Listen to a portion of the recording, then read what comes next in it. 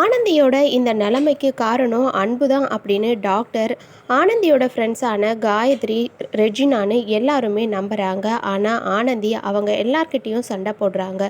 அன்பு இதுக்கு காரணம் கிடையவே கிடையாது. அன்பு எவ்வளோ கண்ணியமானவருன்னு நான் உங்க எல்லாருக்கும் நிரூபிச்சு காமிக்கிறேன். அப்பதான் நீங்க அன்புவ நம்புவீங்க. நான் சொல்றத நம்பாம இருக்கிறதுக்கு காரணம் அன்புவ நீங்க சந்தேகப்படுறது தான். நான் அன்பு எப்படிப்பட்டவருங்கிறத நிரூபிச்சு காமிக்கிறேன். அவர் நல்லவருங்கிறத நிரூபிக்கிறதுக்கு நான் நெருப்புல நிற்க கூட தயாரா இருக்கேன் அப்படின்னு சொல்லி ஆனந்தி அன்பு நல்லவர் அப்படின்னு நிரூபிக்கிறதுக்காக போராடுறாங்க. ரெஜினாக்கும் காயத்ரிக்கும் ஃபோனை பண்ணி வீடியோ காலில் வச்சுட்டு குடோனில் அன்புவை கூட்டிகிட்டு வந்து ஆனந்தி ரூம்குள்ளே கதவை சாத்துறாங்க. இதை வேற கருணாகரன் பார்த்துட்டு மித்ராக்கு ஃபோன் பண்ணி சொல்லிடுறாரு.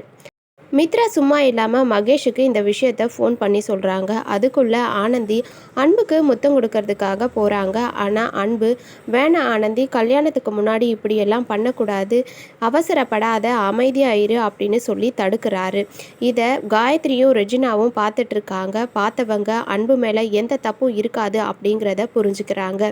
ஆனந்தி ஹாஸ்டலுக்கு வந்து என்ன நடந்ததுன்னு பார்த்தீங்க இல்லையா அப்படின்னு சொல்லி கேட்குறாங்க. உடனே இவங்க ரெண்டு பேரும், அன்பு இதுக்கு காரணம் இல்லை அப்படிங்கிறத நாங்கள் ரொம்ப நல்லா புரிஞ்சுக்கிட்டோம். அன்பு ரொம்ப நல்லவர் தான். அப்போது உன்னோட இந்த நிலைமைக்கு காரணம் யார் அப்படிங்கிறத நாம் கண்டுபிடிச்சே ஆகணும் அப்படின்னு சொல்லி இவங்க 3 பேரும் ரூமில் பேசிகிட்டு இருக்காங்க. அதை மித்ரா ஜன்னல் வழியாக கேட்டுட்ருக்காங்க. இவங்களுக்கும் ஆனந்தி கர்ப்பமாக இருக்கிற விஷயம் தெரிஞ்சிருச்சா? ஐயோ, இதுக்கு சீக்கிரமாக நாம் ஒரு முடிவு கட்டியே ஆகணுமே, அன்பை ஆனந்தி கல்யாணம் பண்ணிக்கிட்டே ஆகணும் அப்படின்னு அவங்க வேற பறக்கிறாங்க. என்ன நடக்க போகுது அப்படின்னு தெரியல. ஆனந்தி, ரெஜினா, காயத்ரி இவங்க 3 பேரும் சேர்ந்து ஆனந்தியோட இந்த நிலைமைக்கு காரணம் யார் அப்படிங்கிறத கண்டுபிடிப்பாங்களா?